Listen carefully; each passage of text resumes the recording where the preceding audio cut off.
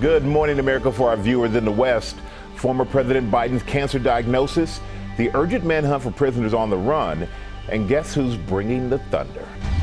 Former President Joe Biden announcing he has an aggressive form of prostate cancer, which is spread to his bones. What his office is saying about treating the disease, and the reaction from political leaders this morning.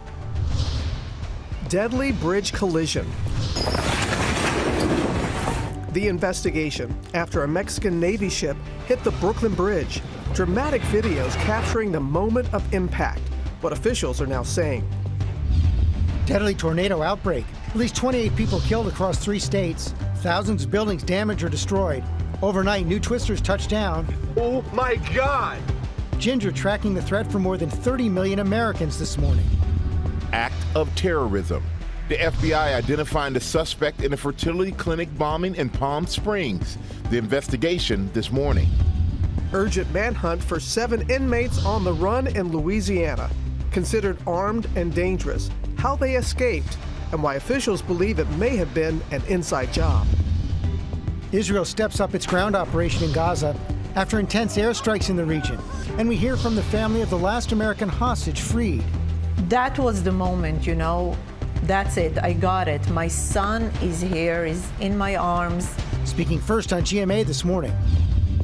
Tension on and off the court. The reaction after Kate and Clark's foul on Angel Reese. This morning, what the Stars are saying about it, and why the WNBA is investigating hateful behavior in the sold-out crowd.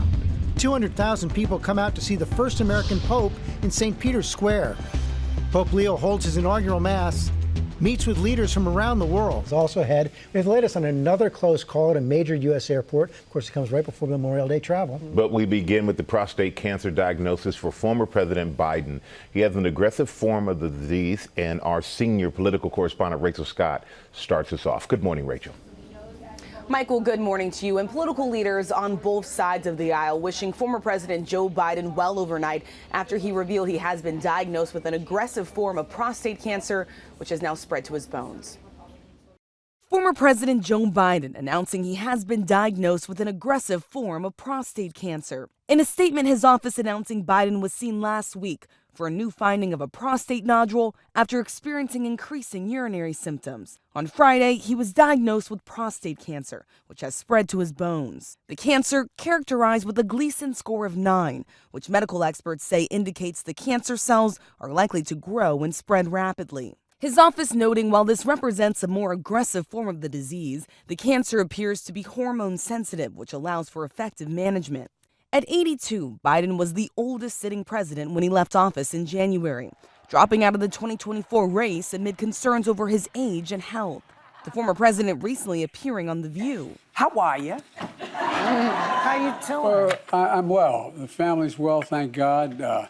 Things are moving along, and we're getting squared away. Overnight, political leaders sending their well wishes. President Trump, a longtime opponent, saying he was saddened to hear about his diagnosis. Writing, "We extend our warmest and best wishes to Jill and the family, and we wish Joe a fast and successful recovery."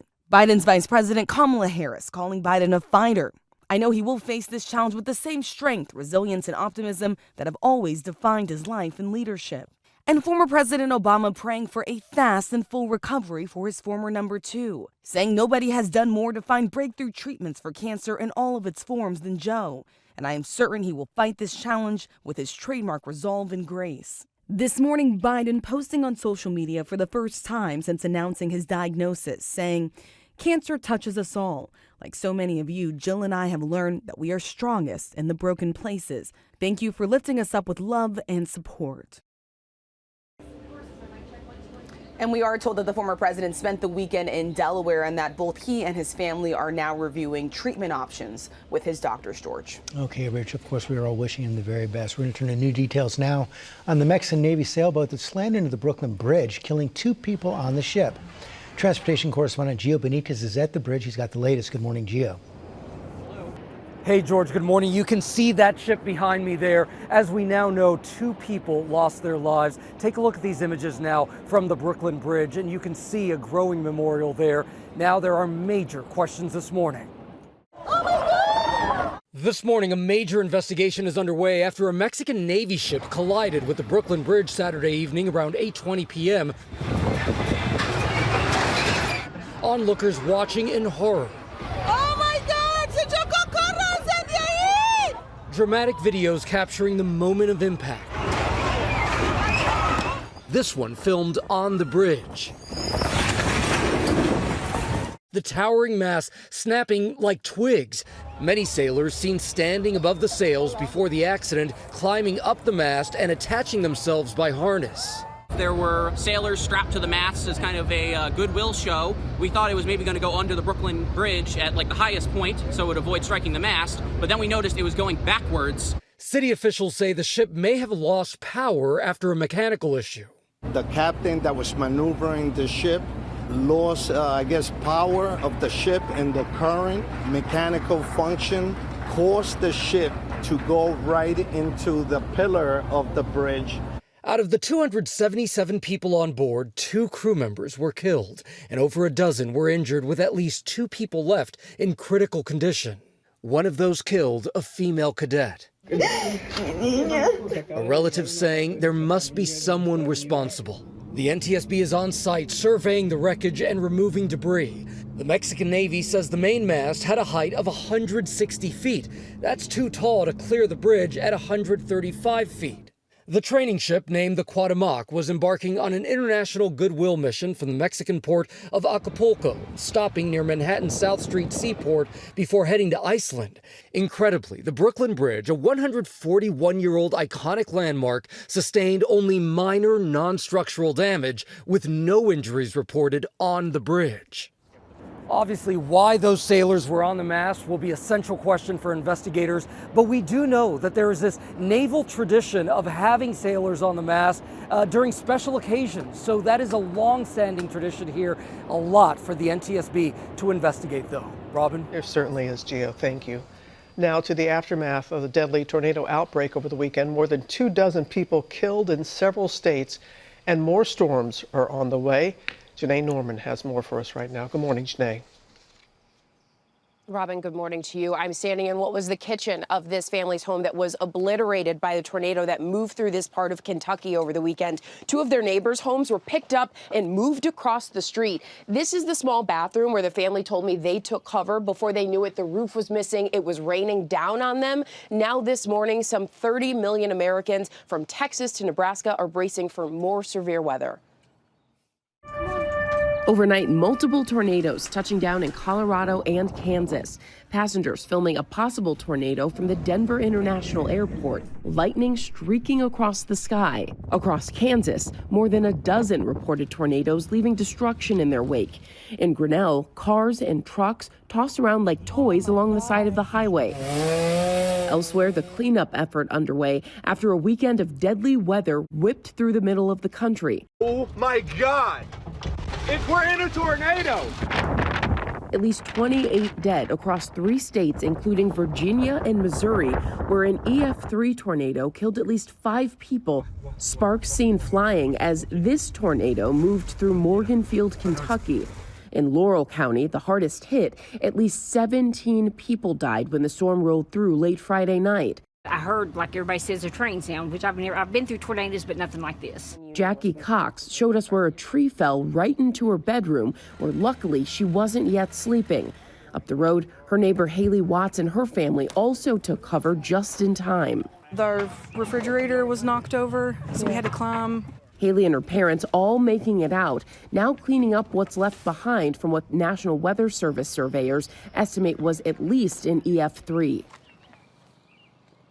When I spoke with Haley, she was rushing to the vet because a day and a half after the storm moved through, they were lifting up this part of the wall that had fallen onto their couch in the living room and found their 4 cats alive, hiding under it. They were so relieved this morning. So many families still cleaning up as they're again bracing for more weather to move through, Michael. Yeah, at least that's some good news in the middle of all that destruction. Janae, thank you so much for that. And I'm going to bring in Ginger with the track and timing of the new threat that's on the move this morning. Good morning, Ginger. Hey, good morning. So right after the show, I'm going to fly to Oklahoma because that is where we are centered on that level 4 out of 5. So really high-end, long-track tornadoes possible again today and tonight. Let me show you who gets it. So it's going to blow through the Ozarks Plateau in eastern Oklahoma, southwestern Missouri, and northwest Arkansas. That's this afternoon. Then another part comes through for tonight. We stopped it at 7 p.m. there. It transitions to the east there, and I'll show you where. But first, the high-end long track, that's focused on that northeastern Oklahoma part. But from Waco to Omaha, St. Louis, Dallas, and Kansas City, don't sneeze at that because you still have a shot at damaging winds and tornadoes. It's just that Fort Smith and Eubanks, Tulsa, and Oklahoma City find themselves in that really big threat area. That's for tonight. Then tomorrow, it's Nashville, Huntsville, Starkville, up through parts of Kentucky. Remember, this is after we had such a broad tornado area. On Tuesday, George, that same region going to get hit again. Oh, man. Okay, Ginger, safe travels today. We're going to turn now to the bombing targeting a fertility clinic in California. Officials have identified who they believe to be the suspect as the person who died in the blast, calling it an act of terrorism. Kana Whitworth is in Palm Springs with the latest. Good morning, Kana. Yeah, George, good morning. Authorities are now saying that this is the largest bombing scene in the history of Southern California. And about an hour from here, authorities raiding a home they say is linked to the suspect, where they found writings and an online identity where he considered himself anti-life. This morning, the FBI centering in on 25-year-old Guy Edward Bartkus as the primary suspect for what they're calling a terror attack targeting a California fertility clinic. We have a black cloud of smoke coming up. Authorities say the body of who they believe is the suspect was found next to the charred remnants of a detonated vehicle in the parking lot of the Palm Springs American Reproductive Center. 4 people injured in the blast that also killed the suspect. This was a targeted attack against the IVF facility. It's now believed he attempted to live stream the attack. I shook all over the building. It felt like a really, really bad earthquake. Shrapnel sent flying in the air, windows at nearby buildings completely shattered. It knocked the wind out of you inside the buildings. Everyone said that I've spoken to have said that they lost their air when it occurred. But today, authorities confirming the sensitive material in the facility is safe. That's the kind of thing that just makes you proud, that people are willing to risk their lives to make sure that somebody could have a family. Now, everyone who went to the hospital has been treated and released. The police chief also telling me that authorities took extra precaution to protect the records for women who need treatment this week, and that the facility will continue their efforts elsewhere starting today. George. Okay, Kana, thanks. Return now to President Trump, set to talk to Russian President Vladimir Putin about ending the war in Ukraine. He's calling it a bloodbath for both sides. It needs to stop, he says. Chief Global Affairs anchor Martha Radd is tracking the latest. Good morning, Martha. Good morning, George. The call comes after one of the largest Russian drone attacks of the war. Russia sending nearly 300 drones into Ukraine on Sunday, most of them targeting Ukraine's capital, Kyiv. Ukraine's President Zelensky has agreed to an immediate ceasefire without conditions, but Putin has not. And meetings in Turkey last week with representatives from each side went nowhere. President Trump has been more critical of Putin of late, with his administration saying he is asking for too many concessions. Vice President J.D. Vance met with President Zelensky in Rome over the weekend, Vance's first meeting with Zelensky since that very public Oval Office argument last February. The White House says the meeting focused on the negotiations and hopes for a lasting peace. The Putin-Trump call happening later this morning. Michael? All right, Martha, thank you for that. And we're going to turn now to the manhunt for several inmates who escaped from Louisiana jail. A jailbreak caught on camera. Faith Abube is in New Orleans with the story. Good morning, Faith. Yeah, good morning to you, Michael. The fugitives busted out of this jail in dramatic fashion and have managed to stay one step ahead of this massive investigation. Now in its 4th day, the Louisiana governor now holding back blasting this jail for failures that allowed violent criminals onto the streets. This morning, a high-stakes manhunt underway for 7 inmates considered armed and dangerous, caught on this surveillance video breaking out of a New Orleans jail. These are violent criminals, and they escaped. Authorities say a total of 10 inmates busted out of the Orleans Parish facility in the early hours of Friday, taking advantage of defective locks on multiple jail cells. Stunning photos showing the getaway path, a hole behind the toilet with this taunting message, "Too easy, LOL." The failure in the jail system should never have happened. The inmates were on the run for at least 7 hours before jail employees realized they were gone, officials taking even longer to notify the public. One of the escaped inmates captured right here in the French Quarter, the busiest and most important tourist hub here in New Orleans. It's only about 2 miles from that jail. This morning, only 3 of the 10 fugitives have been recaptured. An internal investigation underway at the jail after the sheriff said her own employees may have helped in the stunning jailbreak. We think this was intentional. There is much more than meets the eye. And Robin, the governor wants a full state audit of this facility. In the meantime, authorities are trying to incentivize more public help. They're boosting the bounty on each of those inmates' heads to $20,000 each. Robin. Hopefully that will help in their capture. Faye, thank you. Now to Pope Leo presiding over his inaugural Mass with tens of thousands in attendance. Dignitaries from around the world, including Vice President J.D. Vance, were also there. Maggie Rulli is at the Vatican and has more for us. Good morning, Maggie. Hey, Robin, good morning. Yeah, Pope Leo officially started his papacy this weekend with more than 200,000 people crowding this area around St. Peter's Square. Robin, it was a huge, joyous celebration, but come this Monday morning, the Pope got straight to work. Just hours ago, he met with Vice President J.D. Vance and Secretary of State Marco Rubio. The Vatican is calling these talks cordial, saying that during the meeting, the two exchanged views on current international issues and that the Pope called for humanitarian law and negotiation in the areas of conflict. There was a fun moment as well during the meeting, though, guys. Vance gave the Pope a Chicago Bears jersey with the name Pope Leo and the number 14 on the back. A nice little nod to the first American Pope from Chicago. Because, guys, there just seems to be so much energy around this historic American papacy. We were standing right here when Pope Leo came out in the Pope-mobile for the very first time, waving and blessing the crowd. As one man told us, he said, it's going to take a lifetime to get over this moment in history. Guys, it has just been a truly remarkable few weeks here in Vatican City. Guys. It truly has been. You can just feel it even from here. Yeah, we sure could. Coming up, our Chief Medical Correspondent Dr. Narula is standing by to explain former President Biden's cancer diagnosis and the treatment options. Also ahead, the near disaster at New York's LaGuardia Airport. Details on a latest close call with the busy summer travel season set to take off. And the play that's making a lot of headlines, Caitlin Clark's foul on Angel Reese, has many talking what the two young stars are saying about it this morning. Coming up, Hugh Jackman, Sarah Jessica Parker, and Angela Bassett. Yeah, they're all right here this morning on GMA.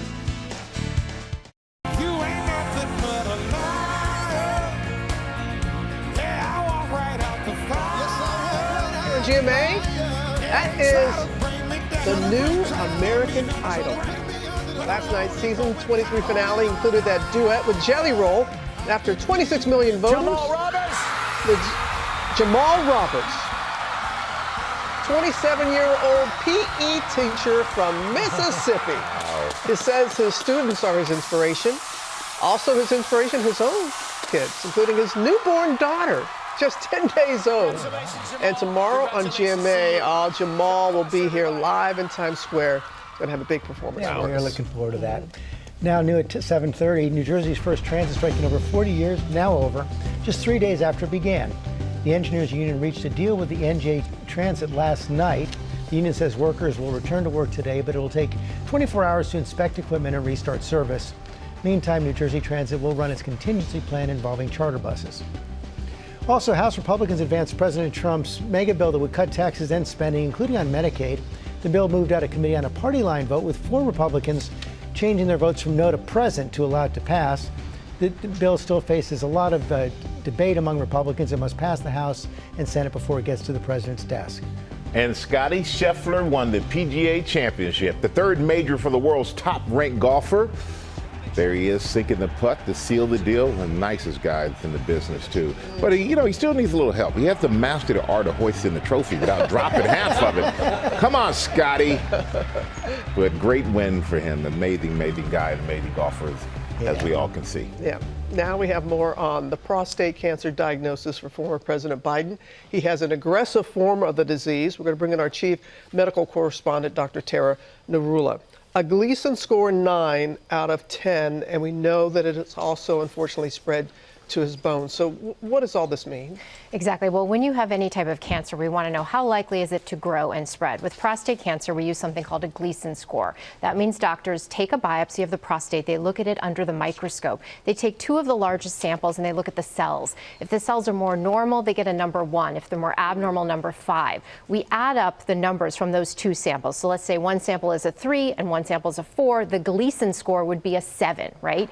In general, the Gleason score ranges from 6 to 10, with 10 obviously being the worst or most aggressive. His score was a 9. So definitely tells us a more aggressive cancer, more challenging prognosis, more likely to spread. And as you said, we heard it did in fact spread to the bones. We know that that is a place where prostate cancer usually spreads. That means it is a stage 4B. Usually that means it is not curable. It is treatable. In general, we think about prostate cancer as being slow growing and usually having a good 5-year survival, 99%. When it is spread to distant sites, then that 5-year survival drops to about 37%. And the statement released by the former president's office, it notes that he's considering hormone treatment. So how does that work and what does that tell you? So when we talk about hormones for this, we're talking about androgen deprivation therapy. That means depriving the body of testosterone or androgens, which we know is a fuel for prostate cancer cells. So by either blocking the production of testosterone or the ability of testosterone to reach the cells, you're hopefully slowing the growth. So we know that with prostate cancer of this stage,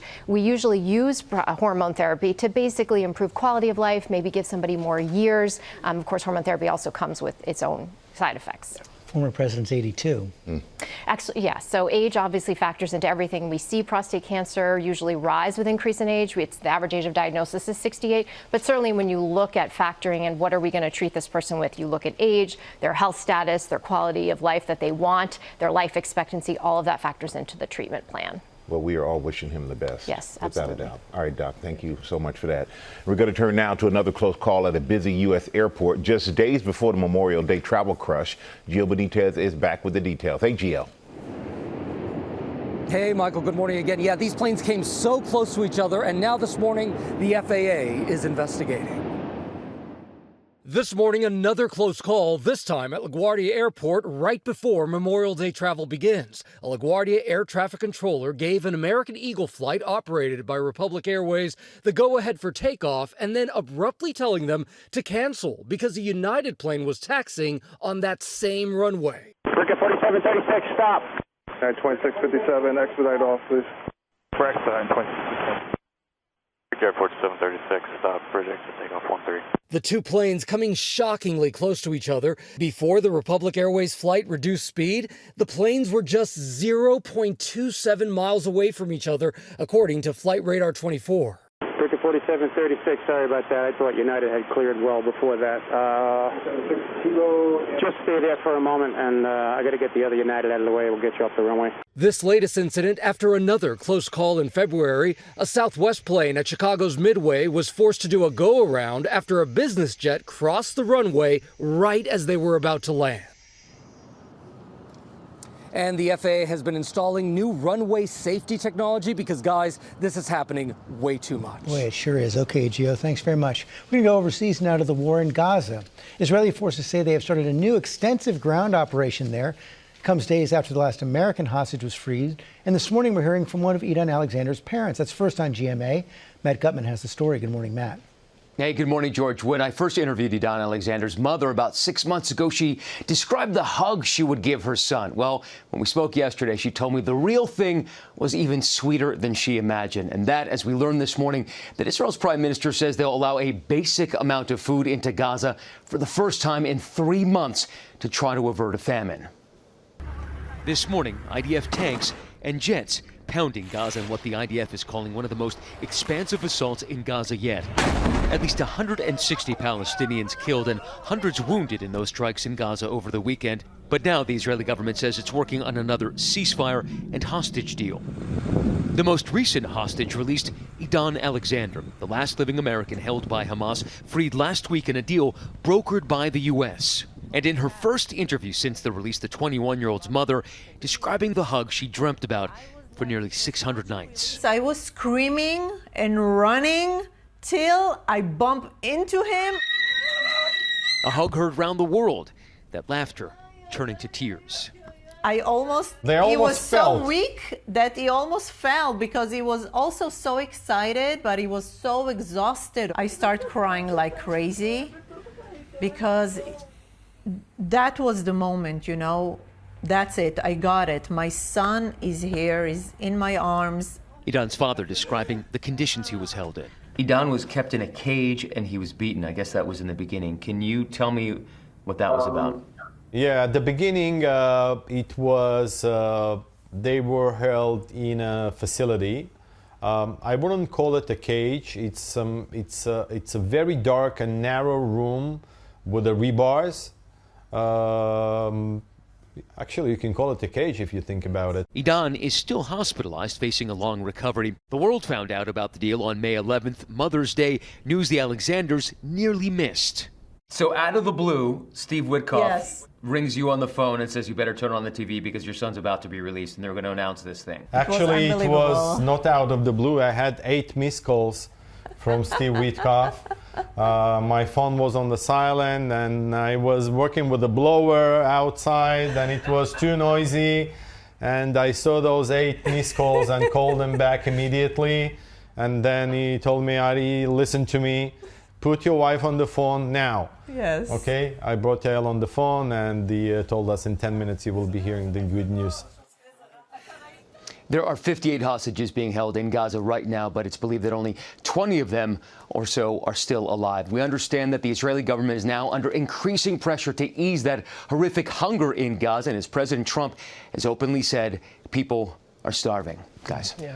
Something has to be done, no doubt about that, Matt. Now on GMA, the WNBA tipped off a new season over the weekend where Angel Reese and the Chicago Sky faced off against Caitlin Clark and the Indiana Fever. The two players getting a lot of attention over one play. Eva Pilgrim is here with the story. And Eva, the WNBA now investigating hateful comments at that game as well. Yeah, those comments from the stands directed at Reese happening in Indianapolis, now being investigated on the court. Two of the most watched players in women's basketball and all of sports right now, Angel Reese and Caitlin Clark. These two have been at it since college. Their professional rivalry helping break viewership records, elevating the game. Now their latest matchup in the pros drawing attention over a foul. This morning, tension on the hardwood between two of the biggest names in women's basketball. And look out, Caitlin Clark pushes Angel Reese, and Angel Reese gets right up into Caitlin Clark.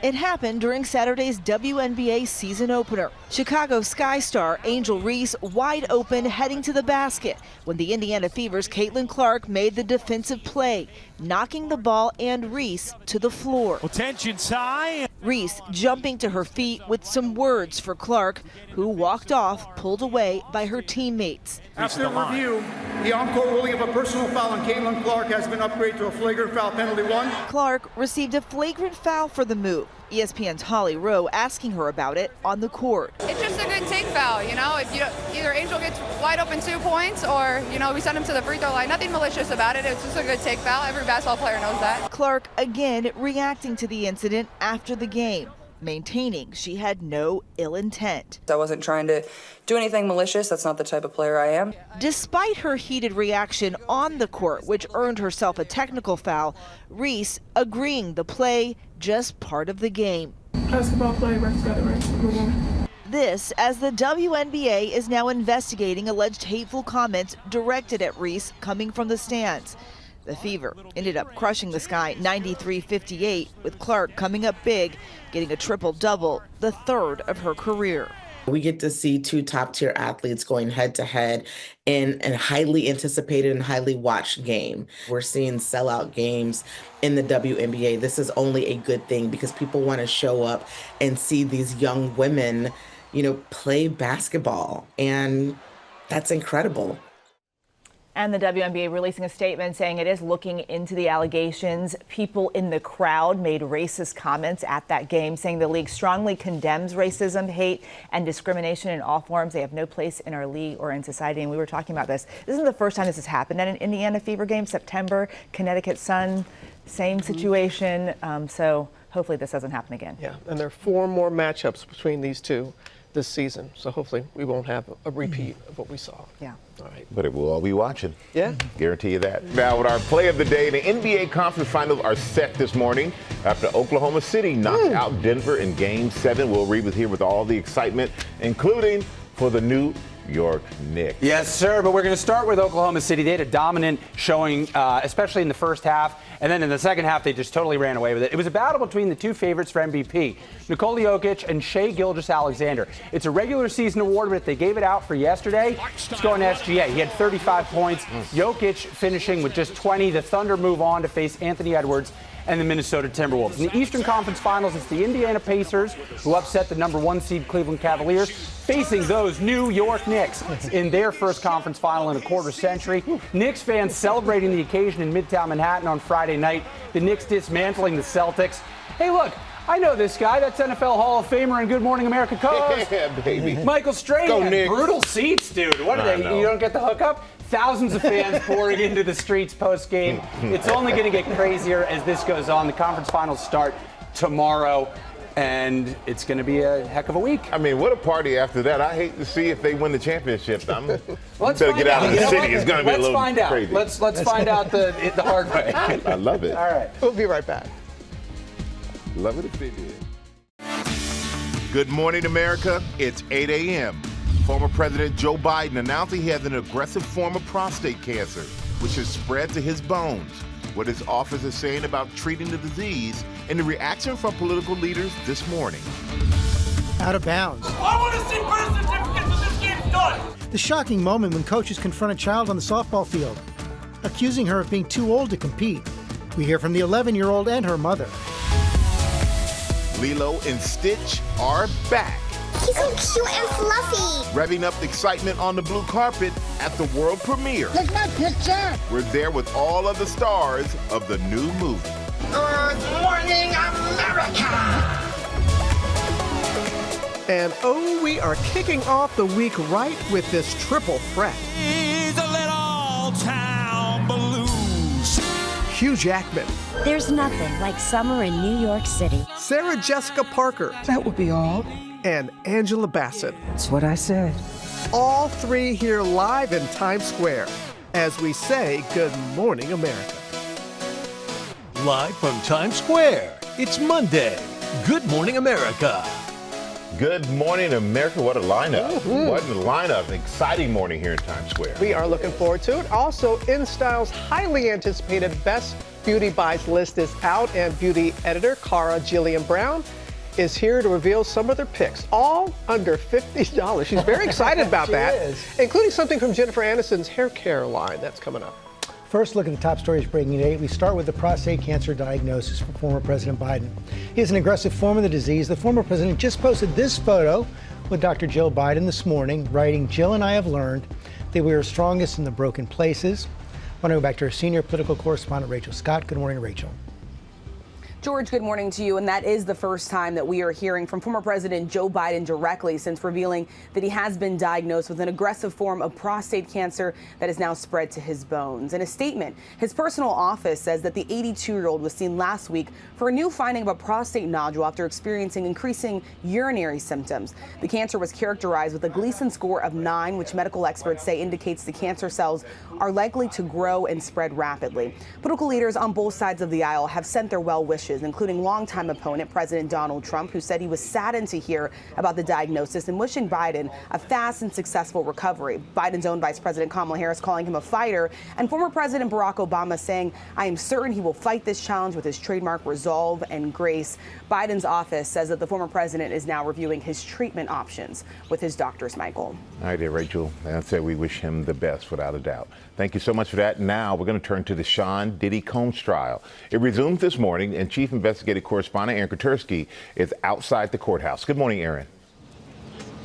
Good morning to you, Michael. The second week of testimony begins with Dawn Richard. She appeared on Sean Combs' reality show Making the Band, became part of Danity Kane, and in 2009 she told the jury that she was at Combs' home studio in Los Angeles recording with Diddy Dirty Money when she saw Sean Combs hit Cassie Ventura in the head and then beat her on the ground. Richard said Combs tried to hit Cassie with a frying pan before she dropped to the floor, went into a fetal position. She said Combs started to punch her and kick her. Richard told the jury she was too scared to call police, and she said Combs brought her and bandmate Kalina Harper into the recording studio and locked the door. He said that what we saw was a passion and what lovers in relationships do. She said Combs also told them it would be in our best interests if we didn't say anything. Now, Combs has denied this account, but federal prosecutors have alleged that Combs would threaten witnesses to his behavior, creating what they called a culture of coercion and a culture of fear. The defense has conceded Combs could be violent, but denied that violence was a means to enable sex trafficking. After Don Richard, we expect to hear later this week from Cassie Ventura's mother and a woman that Ventura said Combs attacked with a wooden hanger. Should be quite an interesting week. Robin? That it should be. All right, Aaron, thank you. We're going to turn now to Memorial Day sales starting to go live as consumers face economic uncertainty. Many are asking what they should buy now or what to wait on. Who better to ask than Becky? Really? You're going to help these savvy shoppers for us? I'm going to try. This may be the last major sales holiday before economists say tariff price hikes will kick into effect this summer. Discounts live now, though, include appliances, something that may get up-priced. Home Depot offering up to 30% off, like a Frigidaire French door fridge. It was $19.99. Now it's $11.98. Seasonal items are also a big part of Memorial Day sales. Winter gear prices will be slashed. This Cotopaxi down jacket was $270, now $108. Very warm. I also like saying Cotopaxi. There may be a few opportunities on summer items, too, though. We found a Yeti cooler that was $325. Now it's $260 at Yeti.com. And what about the Memorial Day barbecue? Over at Lowe's, you can snag a Blackstone propane grill for $429, $70 lower than the original price. Walmart currently offering a summer cookout meal, serves 8 people, all for under $6 per person. Hot dogs, hamburgers, sides, drinks, desserts. That sale is live now through July 6th.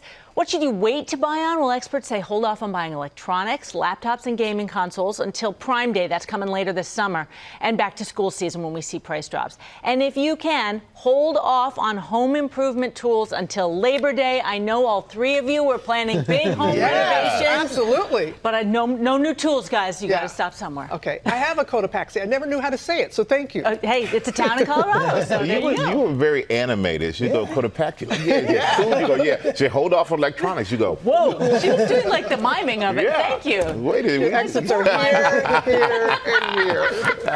All right, Becky, thank you for doing all the homework for us. I appreciate you. And coming up in our GMA morning menu, the mom calling foul on the softball coaches who confronted her 11-year-old daughter on the field, accusing her of being too old. We're going to hear from that player and her mother this morning. Also had Lilo and Stitch back. The cast was on the blue carpet, and this morning we have an exclusive clip from the new movie. Plus, it's been a whole new world since Aladdin debuted on Broadway. The musical has just reached a milestone. We're going to tell you about it in Pop News. And Lara, you've got some very special guests with you. Yeah, Robin, this is the place to be. It is a big day here in Times Square. We have Hugh Jackman, we have Sarah Jessica Parker, we have Angela Bassett. They're all here to tell us about what they're up to, and it's coming up right here on Good Morning America. Yeah, come on.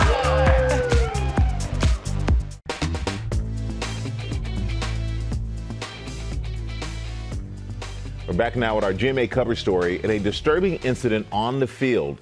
Adults behaving badly in youth sports, leaving an 11-year-old player in tears. Rebecca Jarvis is here with the story. Good morning, Rebecca. Good morning, Michael. And this is just too common. This one was caught on tape. Coaches on the opposing team accused her of being too old to play. And here it is, all caught on camera. This morning, a shocking moment caught on video when coaches accused a child of being too old to compete. I want to see birth certificates when this game's done. The target of that shouting? Brinley Stevens, an 11-year-old softball player from Astoria, Oregon. She just hit a line drive when coaches from the opposing team stormed the field and began questioning her age in front of everyone in the stands. I was holding back my tears because I was like, oh my gosh, she's out there by herself. There's these 2 adults are confronting her. Thank God that our coach was there to step in between. Brinley is a 5th grader who stands nearly 5 feet 10 inches tall. She and all the kids in her league have to prove their age before they join a team. Her family says she's used to comments, but not like this. It was like scary, them like coming at me, and I was just looking at him like, what the heck is going on? Following the verbal exchange, Brinley's mom says the opposing team coaches continued the behavior, making obscene gestures towards the parents when the game ended. We were upset, but we took it to the association and hoping that they do better and reprimand him, hold him accountable for his actions. According to the American Academy of Pediatrics, 70% of kids quit playing organized sports by age 13, often because of pressure from adults who they say take the fun out of games.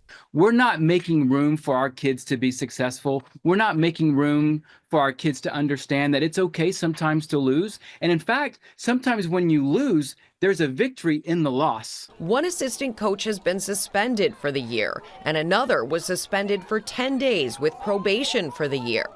The tournament organizers writing to ABC, "We are still investigating the incident.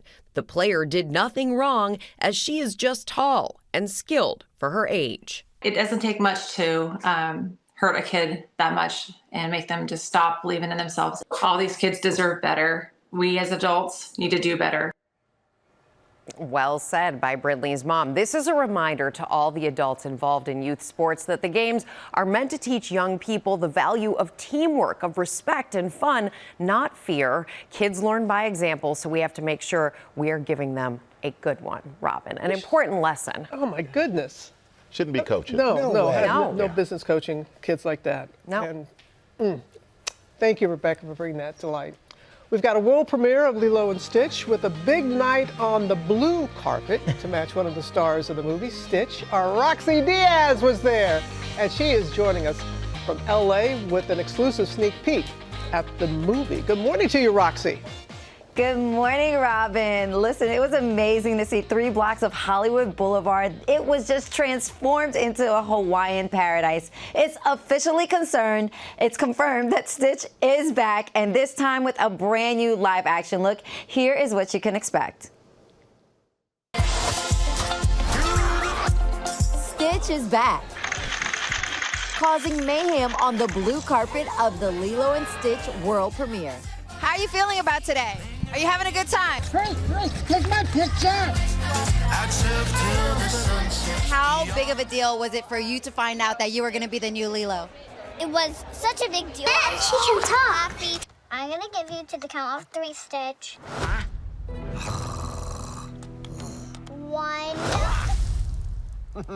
I wanted to make my ohana and my friends. I did this for all of them. This was an absolute honor. I think I'm just blessed to be able to bring my home to the screen in that sort of way. The movie's emotional. It's beautiful. And it's fine to cry. Nearly 23 years later, the beloved animated classic is reimagined in live action. I was a big fan. I had 5,000.5 million kabillion kajillion selfies of Stitch. Major. Oh my gosh. Yeah, OG fan from the start, for sure. I watched it every day on the VHS tapes. Remember those? When you used to rewind? I think we did something that both honors the legacy of the incredible first film and all the characters and also offers something really new. Chris Sanders once again giving voice to Stitch. Good morning, America. Hello. Sharing the same themes beloved by fans worldwide.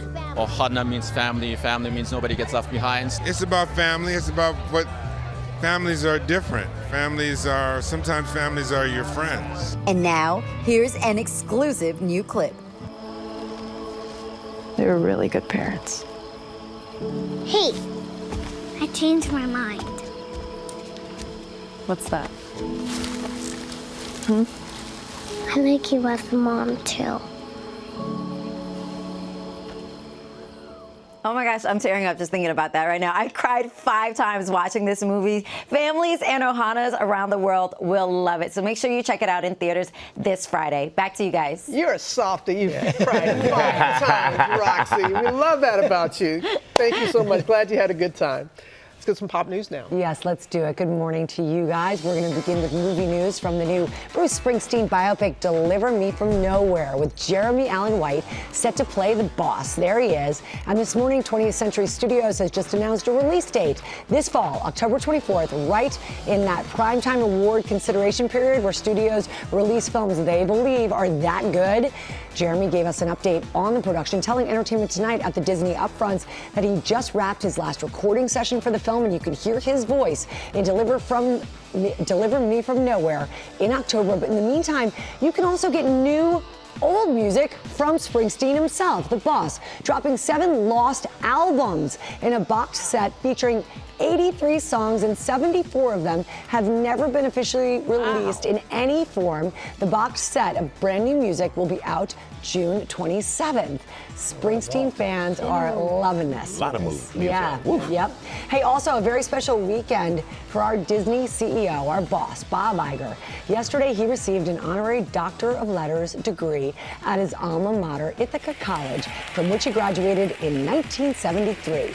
Iger has remained incredibly involved with the school. He's donated an endowed scholarship to the university. And World News Tonight anchor David Muir was on hand to introduce Bob, which was also very special for David, as he is an Ithaca College graduate, class of 1995. Iger had some excellent advice for this year's class. Have dreams, and if they don't come true, create new ones. Remain hopeful. Thank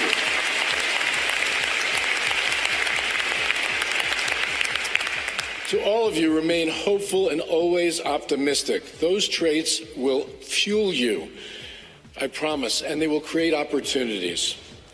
Listen to that man, he knows. Ithaca College President Lejeune Terry Cornish said in a statement that Ithaca's institutional mission is to educate, engage, empower through theory, practice, and performance. And Bob Iger is the personification of that mission. He's one of the most optimistic people that you'll ever enthusiastic about it. Optimism, perfect word for it. You went to a commencement this weekend. I sure did. Congratulations to my little boy, Duff. Yeah. Yep. Oh. Yeah, big day at SMU. Onward, though, because he will kill me for talking about it. A whole new world opened up on Broadway when Aladdin premiered back in March of 2014, and now the legendary Broadway musical has celebrated a major milestone, 4,000 performances under its proverbial belt. Here's the cast, led by Genie, on the big occasion.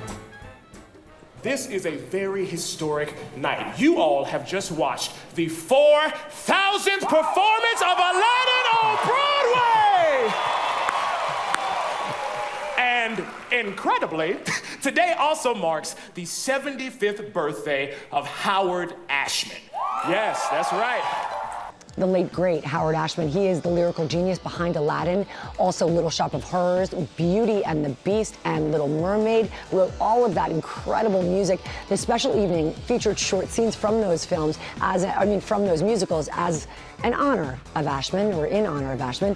In its 11-year run, Aladdin has spawned 11 other productions of the show, 4 continents. It's been enjoyed by more than 21 million people. It sure has. Congratulations to the cast and crew there. And no problem here. You know the song? Music star Morgan Wallen making history, there it is, with his new album, I'm the Problem. Dropped on Friday, smashing Spotify's record for the most streamed country album of 2025 in a single day. In fact, they confirmed it's the most streamed country album for the year. Wallen celebrated the release of this, his 4th album, at a music festival on the weekend. The chart topper also getting set to go on the road with a big stadium tour. That starts June 20th. The man's music is loved. Oh, yeah. And that's pop news, everyone. Thank you, Lara. Now to one of the most highly anticipated beauty lists of the year, InStyle's Beauty Best Buys, all under $50. InStyle beauty editor Cara Jillian Brown is here with the big reveal of some of the top picks. They're all shoppable on our website. Thank you for being here. Tell me about why these awards are so looked forward to? So this is our 30th consecutive year doing InStyle's Best Beauty Buys, and we team up with amazing makeup artists, hairstylists, dermatologists to get the best recs. You do a deep dive to give us the best information, and all under $50, which is very helpful. Yes, yes. Everything we have today is under 50. So let's start right here. Lola V. Yes, so this is Jen Aniston's line. She has an amazing hair care line, and what's great about this is that it is a multitasking product. It's a heat protectant, it controls frizz, it gives you shine. Yeah, look at it. Yeah. And isn't the packaging so gorgeous? Yeah, so this is a detangler, but it does all of that? It does all of that. Wow. Yeah. That's really great. And then, but she's got everything. She's got all, a range of products, but the one you love is her the detangling spray. Yep. Right, there you go. It's right on your screen there. Shop away, everybody. Let's talk lip gloss, please, because there's a myriad out there. Oh, yeah. Some not as good as others. No, and what makes this one really great, so this is from Scarlett Johansson's line, the Outset, and what makes it so great is it's a treatment and a gloss put together. So she launched originally with just the clear, but now there are all these juicy scents, like how gorgeous is that color? Like the pigment is really wild. It feels amazing on your lips thanks to squalane and other moisturizing ingredients. I'm seeing it on your lips right now. I mean, we got a great little match going. I'm all about the sunblock, and you say this one's fantastic. Oh yeah, so this one actually was recommended to us by Hailey Bieber's dermatologist. Okay. And he loves it because it's so hydrating and it goes on so smooth, it's not oily, it rubs in clear. Oh, that's great. So you don't get that white. No, you don't get that white cast, and that's what makes sunscreen so undesirable. But this one goes on clear, it's moisturizing, it wears well under makeup. Yeah, it's a really gorgeous formula. Information right there on your screen, everybody. Talk to me about these. Yes, so taking off your nail polish, I wouldn't say is an enjoyable experience, but with these it is. Yeah, they're like just little individual pads, make it so much easier. Little baby cotton balls wipes. and a big bottle. Yeah, and they come in different scents. This is lavender. Isn't that divine? Yeah, much better than what you normally expect. Yeah, and this was recommended by celebrity manicurist Bettina Goldstein. She does Margot Robbie's nails, so many amazing people, and this is her go-to. You won't dry out your nails, I understand. And it's good for removing like dark colors. Like it's just a really amazing formula. One-stop shop. Yeah. And then finally, we have this deodorant from Agent Naturel. What's great about this is that it really cares for your armpits, because really, when you're putting on deodorant, you're just like, I just don't want to stink. Care for our armpits. But yeah, these actually do. It's hydrating, and it'll just make them feel nice while absorbing moisture and wicking away scent. And it comes in 5 different scents, so you can find the perfect one to really complement your fragrance wardrobe. All right, awesome. How many products total did you guys do? Oh, there are 160 winners. Okay, so you've got a little bit of a deep dive. These are some of the ones we loved, but InStyle's got you covered head to toe and all over, even your pets. All of these items shoppable on our website. The full list in the latest issue of InStyle magazine. It's out now. We thank you so much. Thank you. Great to see you again. So good to see you. Coming up, another one of our favorites, Hugh Jackman, is with us on Good Morning America.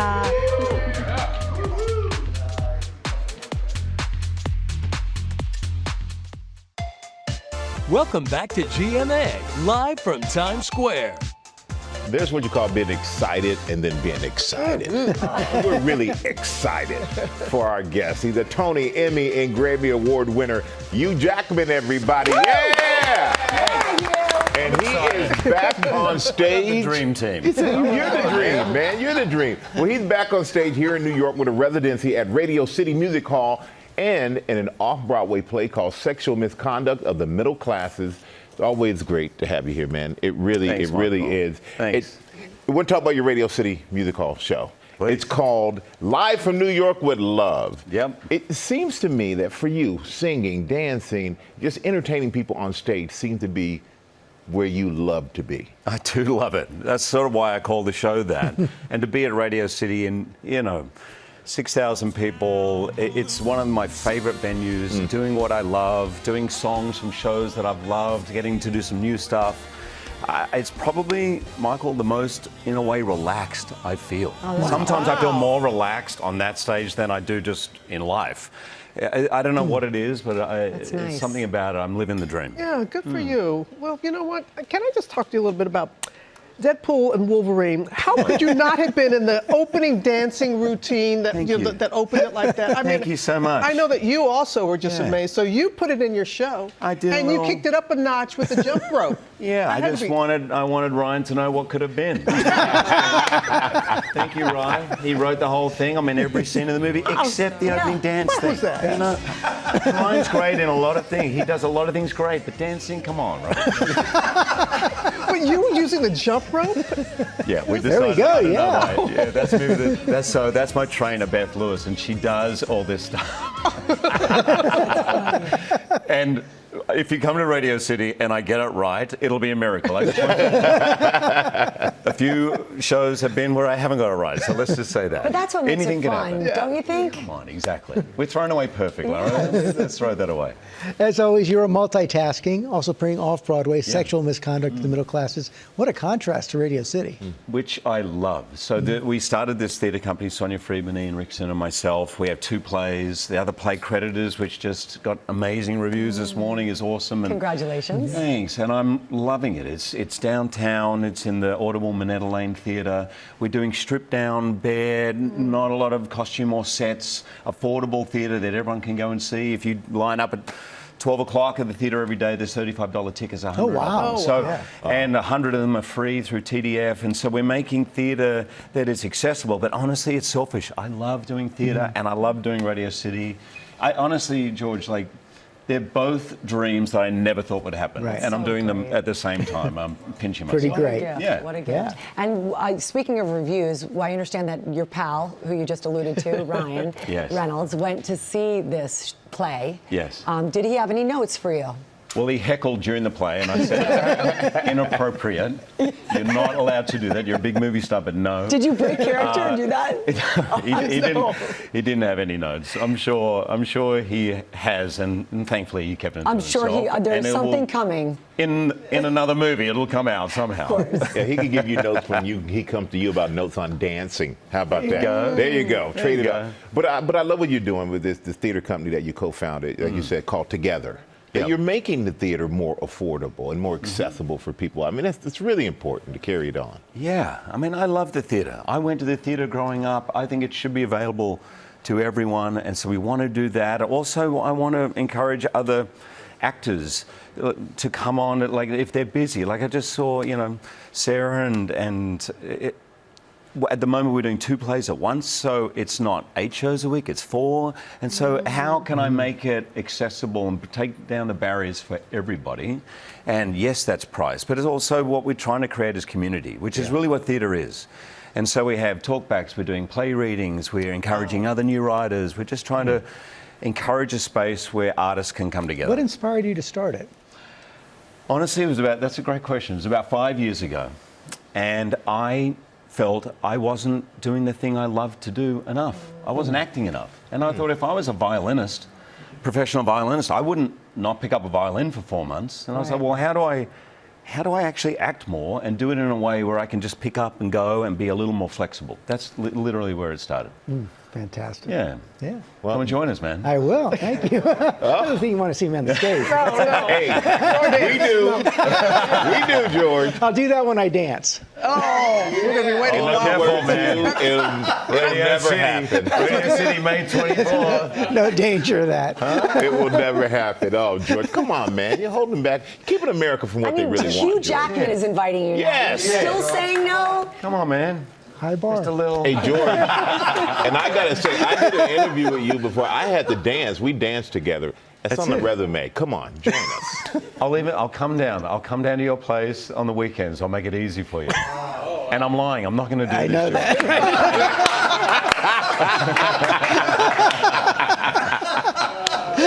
We love it when you're here, man. We appreciate you so much.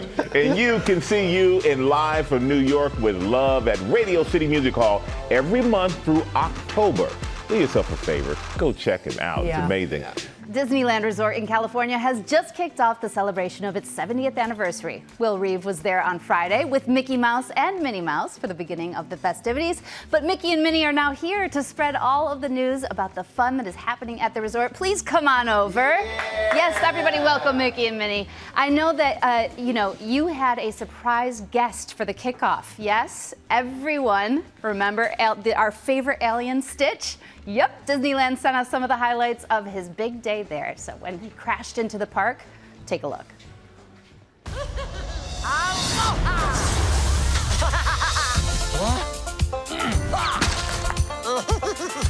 Smile. Ready for close-up.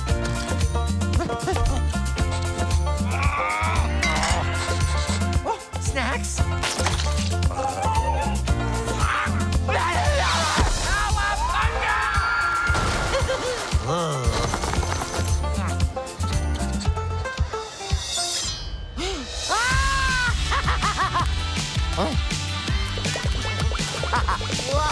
Disneyland! Stitch really left his mark, didn't he? Look what he did to this window on Main Street.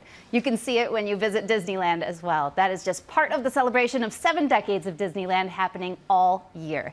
Thank you so much to Mickey and Minnie for stopping by, and thanks for bringing us that little fun with Stitch. Appreciate you. All right, so everybody, after we get Mickey and Minnie on their way, I know you've got lots of plans, right, for the 70th? Mwah! Here now with our friend Sarah Jessica Parker, who's bringing Carrie Bradshaw back for season 3 of And Just Like That. Welcome back. It's great to see you here. We were just reminiscing. Our elders both graduate from college together this weekend, so it's going to be an emotional weekend. Yes, it will be. For us. Also, the season is launching this weekend. What can we expect? More shenanigans, George. Hijinks. Obstacles, professional, personal. Carrie assumes at the start of the season that she is alone and has some sort of understanding with Aiden that she is somewhat at peace with. And I think somewhat at peace? As all things that are complicated and actually involve another human being, they're not exactly quite so simple. She's writing fiction for the first time in her career. There's just a lot because we have, Michael Patrick King and this extraordinary staff of writers who just are sort of magical. Yeah. You've been living with Carrie for a long time now, but I was surprised to learn that it wasn't necessarily an easy decision at first. It was fairly easy to say yes to the pilot because it was so radically different than anything that I'd ever read and anything I'd been offered. And you knew that right away, right? Yeah, it was really apparent. And I think the last moment in the pilot was so beautifully written, and even just on the page, I thought it had so much promise for stories. And I found it really compelling, but then the idea of actually doing a television series, I all of a sudden developed an allergy because I thought it was really limiting because in that particular period of time in television, it was asking much more of an actor and 7-year contracts, and you were really working on a schedule that was determined by advertising dollars, and HBO was different, so I needed a master class in HBO, and it was quite convincing. I guess it was. And I never looked back, and it's been, an extraordinary, it's been, the privilege of a professional life, for sure. Flash forward 30 years. Let's take a look at a clip. Well, Carrie, have you heard anything from Aiden? Oh, yeah, I got a postcard today. A postcard? Well, what did he write? Nothing. I've been sending him vintage postcards of old New York. To remind him you're getting old in New York? With just a heart drawn on them. Just to let him know I'm here. I love him. And so now he's sending me back blank postcards from Virginia. Oh, blank postcards gets an awe? Well, not an over-the-top awe, but it is sweet, and it's better than nothing. Postcards, yes, it is. We saw Kristen Davis and Cynthia Nixon there. They're going to come on later this week. Yes, they Anything that would surprise us about them? Yes, okay, now I'm glad that somebody asked me this. So Kristen is basically a physician. That might surprise some people. She knows an enormous amount about products and science, and she Not just from acts the as internet? No, she has a keen interest in research. So I'm not suggesting that anybody that she is going to provide medical advice. I'm just saying that on the set there is always somebody who has a good researched answer to a question. What you do with that information? Up to you. Up to you. Cynthia loves liquids.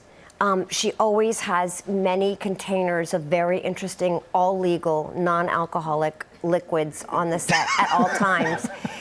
She's the most hydrated person that I know, and that may or may not have anything to do with the fact that I think she can do Thursday's New York Times crossword puzzle and perhaps Friday's in pen. The toughest ones. Yeah, they're both extraordinary. Well, one of them is a doctor, and one of them is basically a crossword academic. You've given us so much to work with later I know. this week. So Thank you for can you doing our imagine job. what your conversations are going to be like later this week? Much better than whatever just happened between the two of us. They are completely teed up. Thank you. I will see you lot of this tears weekend. this weekend. Yes, this weekend. Okay. Also, and just like that, season 3 premieres next Thursday, May 29th on Max. Angela Bassett's next.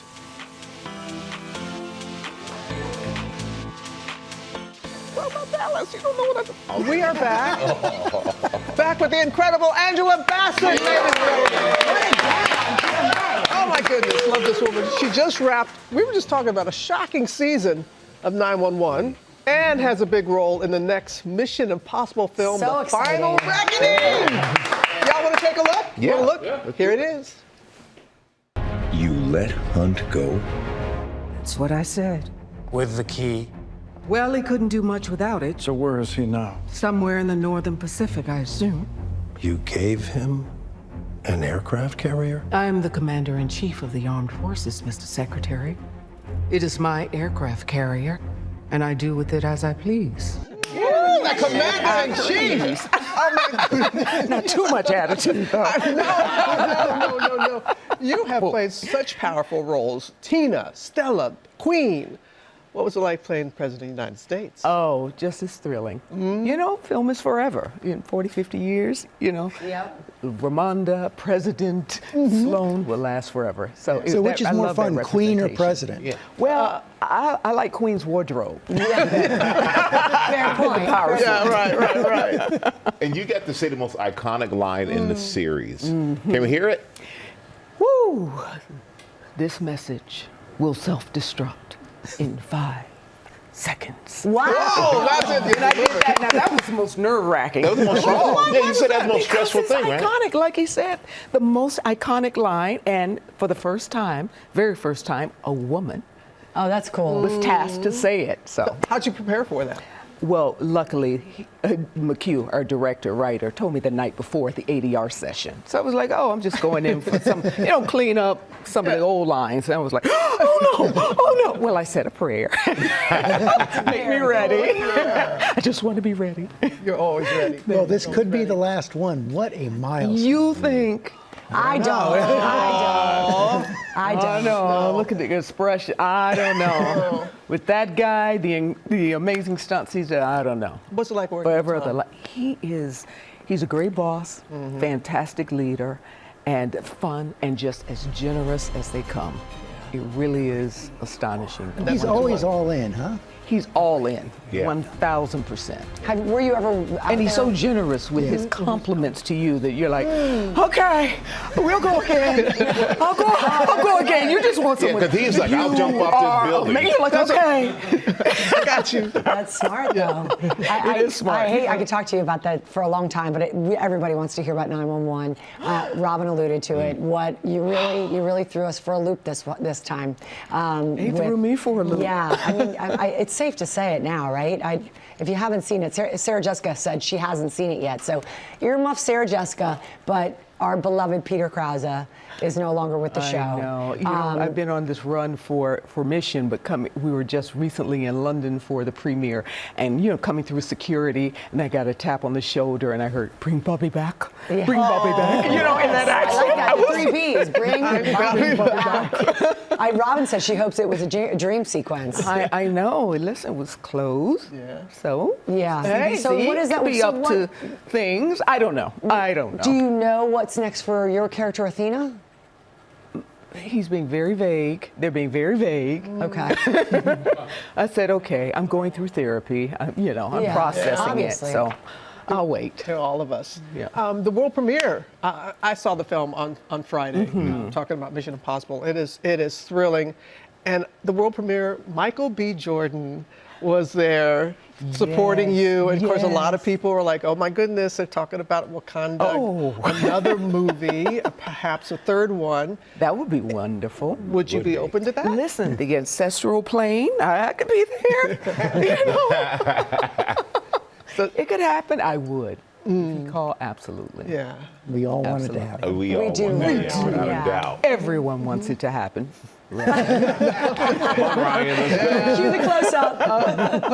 Okay. Your husband, Courtney's coming at the end of the week. Like George asked Jessica, what don't we know about your husband? Something we should ask Yeah, him? something we, I don't know. He's an open book. No, he really is open. You can ask him anything. Don't let him get too gushy, though. He you know. He does that? Yes. That expression in your face. Calm down. But it comes from the heart. But yeah, he'll be here Friday, so Yeah. we're very excited because we're having Stitch Impossible. Lilo and Stitch and Mission Impossible open on the exact same day, right? Mission Impossible. Stitch Impossible. I like that. That's a winner. Angela, you're always a dear. Thank you for your grace. And you can see all the episodes of 911 on Hulu and Hulu on Disney Plus.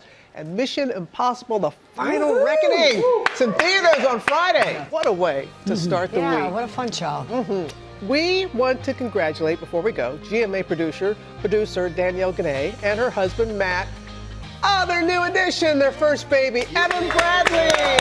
So happy, oh my gosh. A mom, dad, baby are all happy and healthy, and that is what is most important. Congratulations. Love you, Danielle, Congrats. Matt.